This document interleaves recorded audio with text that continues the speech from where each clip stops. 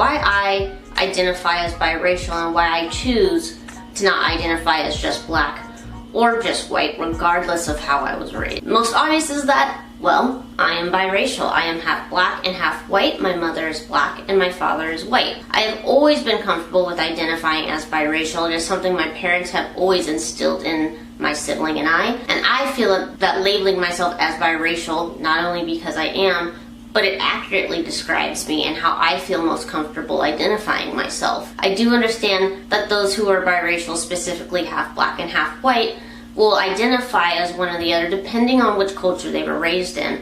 I myself grew up in Washington State in a very small white community, so I was raised majority in a white culture. My mom did introduce aspects of black culture into my life, obviously, because she is African American. Obviously, I was going to be introduced to both worlds, but generally speaking, I was raised in a majority white culture. I also feel that identifying as biracial describes me the best because I don't feel that I look like a black person, but I also don't feel that I look 100% like a white person. I feel like I have a pretty good mixture of both, with the way that I look having a majority of European features, but with African hair. I feel like identifying as biracial is honestly the best way to describe me. I am both.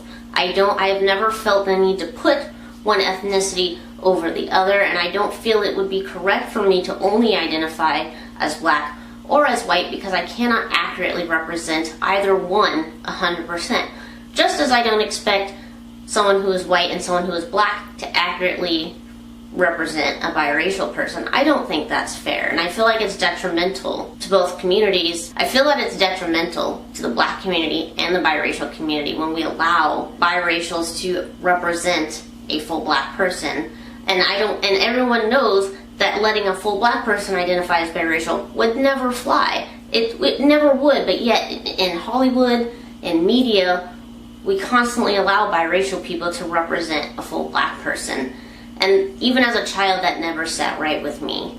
We also, living in America, deal with the one-drop rule. But as for myself, I have personally never subscribed to that. My parents have never told me and my sister that just because we're half black, we only count as black. I have never felt the need, or I personally felt like that would be dismissing 50% of myself to not acknowledge my white side, or to go the opposite and not acknowledge my black side. I don't feel that is fair to me and my identity. I am biracial. I am both white and black.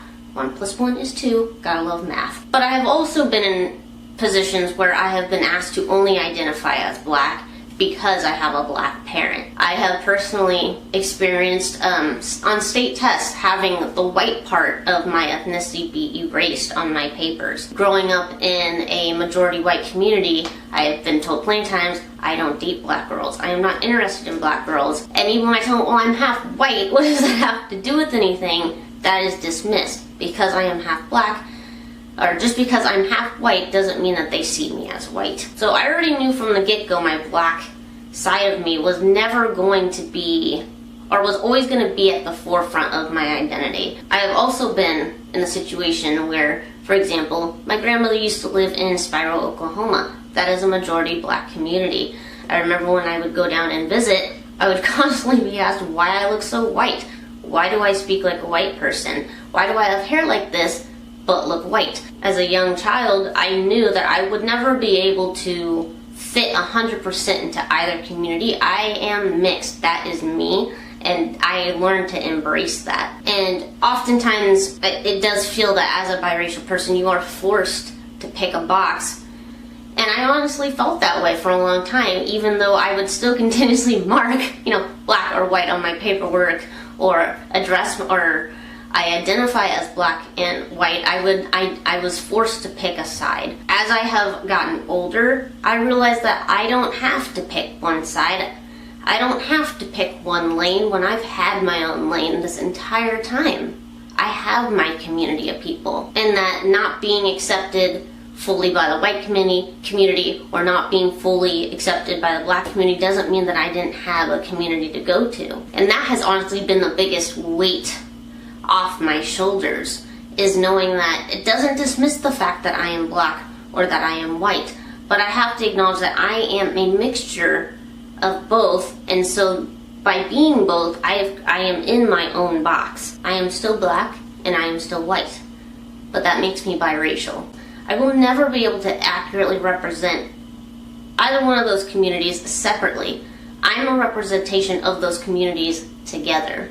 And there's nothing wrong with that. I don't find anything wrong with I think more biracial people should be comfortable with embracing their biracial identity. Let's be honest.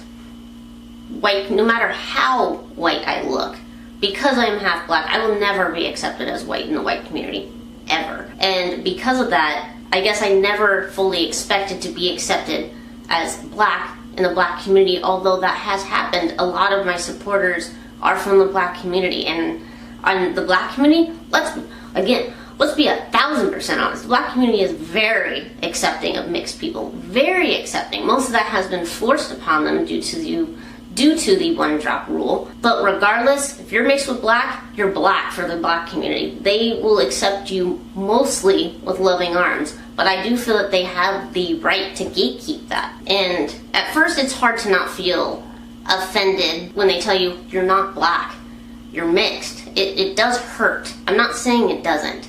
But you need to also realize that being a mixed person, we've had our own lane the entire time. We just have to choose it. Me kind of being on an overall journey of self-love, accepting both sides of myself, and that's a huge part of it.